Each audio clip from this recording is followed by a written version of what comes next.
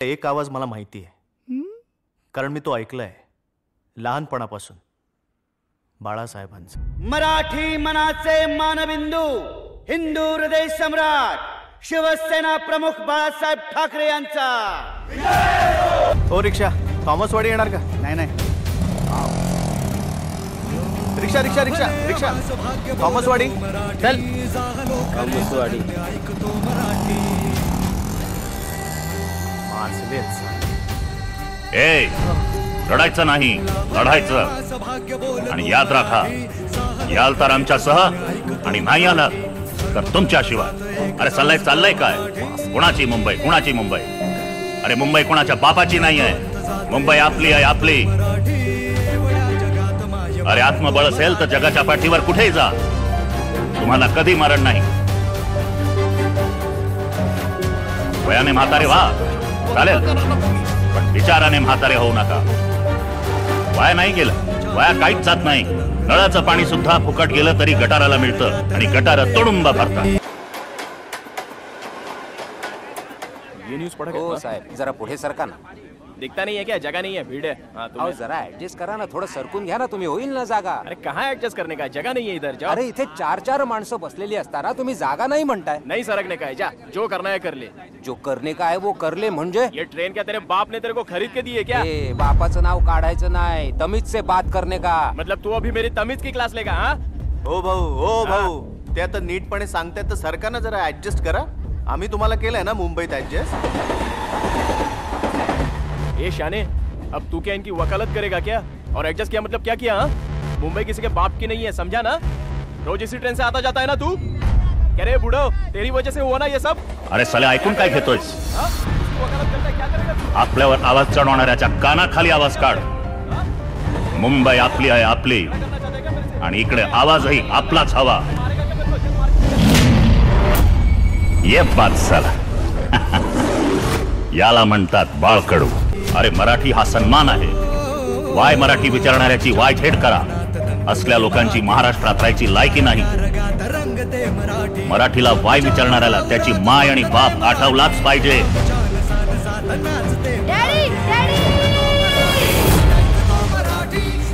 एकच सत्य, no pain no gain. हो दादा, थॉमसवाडीला येणार का? नाही बोललं तर ऐकायला येत नाही काय?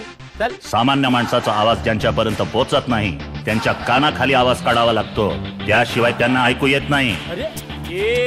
ए नाही, बी, बी फॉर बाळकडू. ये बात सांग. माझे विचार हे तुमच्या विचारातून जन्माला आलेत, ते वेगळे नाहीत. तू तुझ्या मनाला विचार काय वाटतंय, आणि जे प्रामाणिकपणे उत्तर येईल त्याला पैकीच्या पैकी मार्क मी दे. आता जा, लाग कामाला. स्वतःची जागा स्वतः मिळव. हो हो.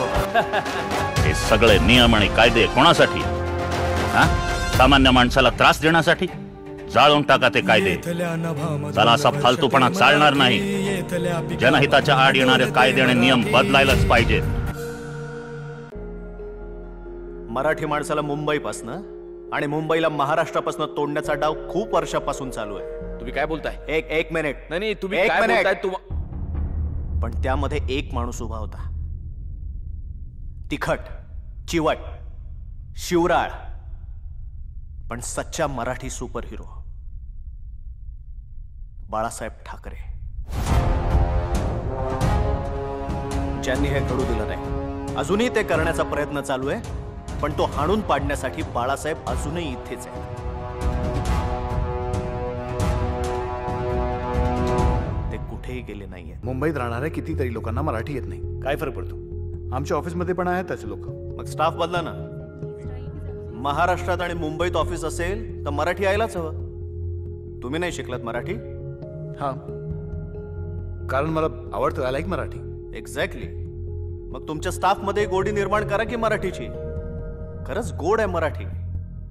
पण सर, गोडी अशी फोर्सफुली कशी काय क्रिएट करणार? ती मुळात असावी लागते, जन्मापासून. चांगल्या गोष्टीची गोडी नसेल तर ती लावणं, यालाच आपण संस्कार म्हणतो ना. आणि मराठीची गोडी लावण्यासाठीच आपण बाळकडू पाचतो. कितीही कडू असलं तरी, कारण त्यातच बाळाचं हित असतं. सगळ्यांनी या मुंबईत. मुंबई आपली आहे. इथले रस्ते, इथल्या गल्ल्या, इथली घरं, इथले फुटपाथ, इथली हवा, इथलं पाणी, इथला श्वास, हे सगळं आपलं आहे.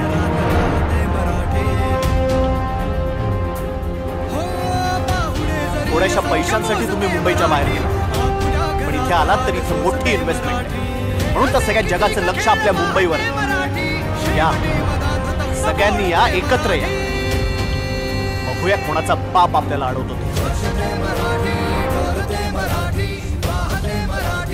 आणि तुम्हाला वाटतं की ते येतील परत? येतील,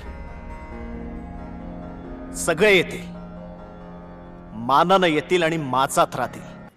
मी बाळकृष्ण नंदकुमार पाटील, तुमच्याच सारखा एक सामान्य मराठी माणूस, पैसे वाचवायला मुंबई सोडून गेलेला. पण एका आवाजाने मला परत आणलंच. आधी मला तो आवाज माझा सायकोलॉजिकल प्रॉब्लेम वाटला होता, पण आता कळलं तो प्रॉब्लेम नाहीये, सोल्युशन आहे. मराठी माणसाच्या प्रत्येक प्रॉब्लेमवरचं सोल्युशन.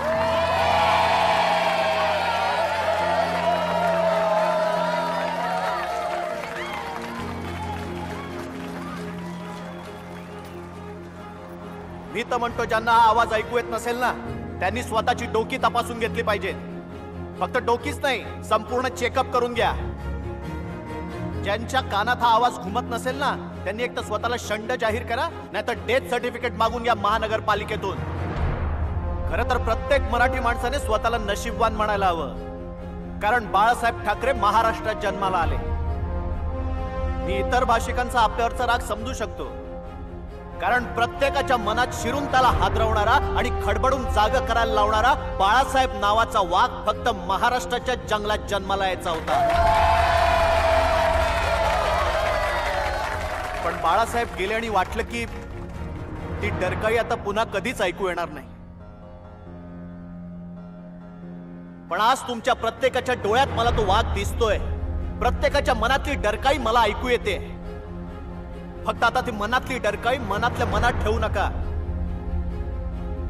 कारण वाघाची डरकाळी हे वाघाचं स्वगत नसतं, तर तो त्याचा जाहीर इशारा असतो.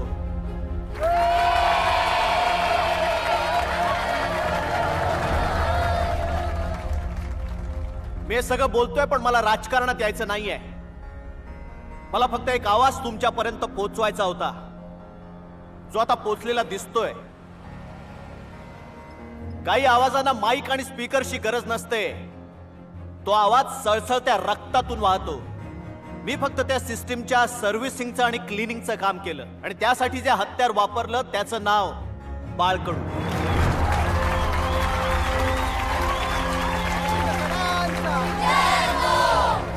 आणि ज्याचे मॅन्युफॅक्चरर आहेत बाळासाहेब ठाकरे.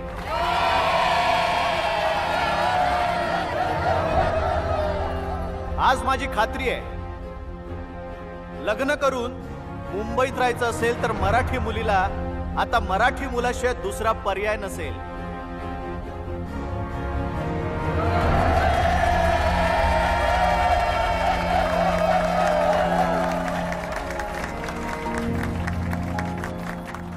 बाळासाहेब आजही आहेत, आता इथे, तुमच्यात, माझ्यात, इथल्या प्रत्येक श्वासात, नजरेत, इशाऱ्यात. महाराष्ट्राच्या नव्या इतिहासाचा नवा अध्याय मला ह्या आवाजात ऐकू येतोय. जो आवाज आपल्याला सांगतोय, मुंबई आपली आहे, मुंबई आपली आहे. पाहुण्यांचं स्वागत आहे. मेहुणा जसा नोकरीसाठी येऊन राहतो तसे या, राहा, खा, प्या, पण आपला मालकी हक्क सांगू नका. कारण साहेबांचा आवाज कानावर आला ना की मग आम्हाला नाती दिसत नाहीत, दिसते ती फक्त मराठी माती. अमृताशी पैसा जिंकणारी मराठी मुंबईसाठी कुठलंही युद्ध जिंकू शकेल, आणि त्यासाठी आमचं हत्यार असेल बाळकडू. बाळासाहेबांनी लहानपणापासून पाजलेलं बाळकडू.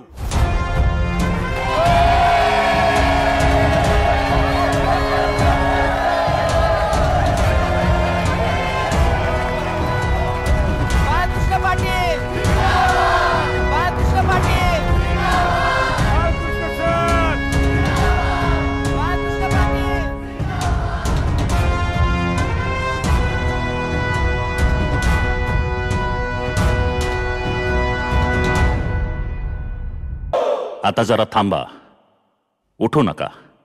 मला बोलवलत ना, आता मी आलोय. मला बोलू द्या. तुमचाच आग्रह होता ना, बाळासाहेब परत या, बाळासाहेब परत या. आता मी काय सांगतो ते ऐका. एकजुटीने राहा. जाती आणि वाद गाडून मराठी माणसांची भक्कम एकजूट उभारा, तरच तुम्ही टिकाल आणि महाराष्ट्र टिकेल. उगाच आपलं रडत रडत हक्कांच्या गोष्टी करणार असाल तर काहीही मिळणार नाही. आपल्या हक्कांसाठी लढा, अन्याय करू नका आणि सहनही करू नका. आणि गरज लागली तर द्याच बाळकडू. जय हिंद, जय महाराष्ट्र.